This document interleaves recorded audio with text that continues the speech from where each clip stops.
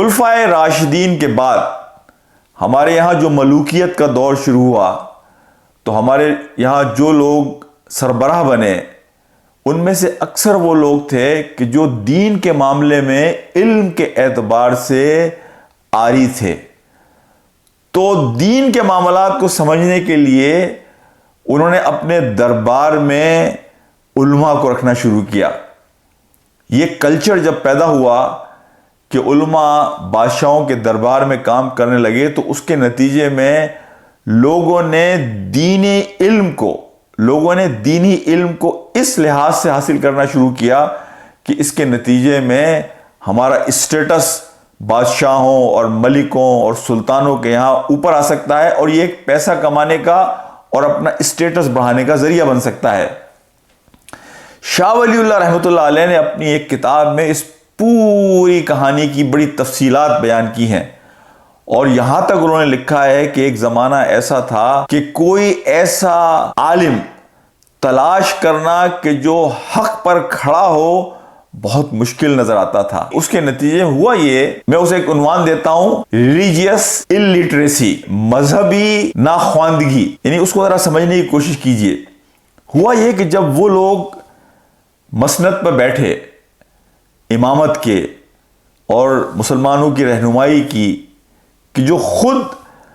دین کو اپنا معاش کا ذریعہ بنا چکے تھے، تو اس کے نتیجے میں ہوا یہ کہ دین کی جو عبادات تھیں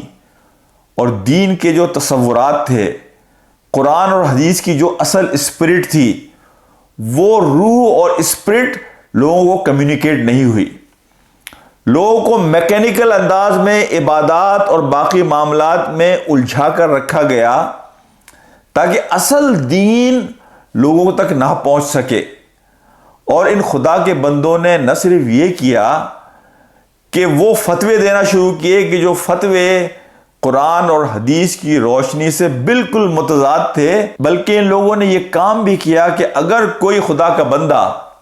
حق کا پیغام لے کر اٹھا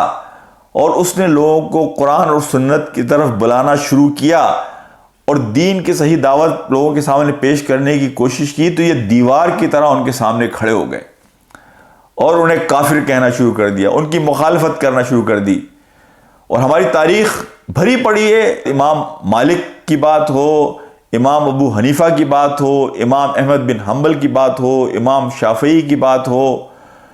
دنیا بھر کے جو بھی بڑے بڑے علماء آپ گزرے ہیں،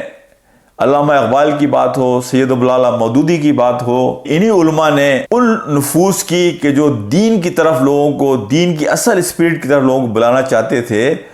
عبادات کا صحیح تصور لوگوں کو بتانا چاہتے تھے، قرآن اور سنت کی جو صحیح اسپرٹ ہے وہ بتانا چاہتے تھے، ان کی مخالفت شروع کی اور ان میں سے اکثر کو کافر بھی کہا، ان کے خلاف فتوے بھی دیے.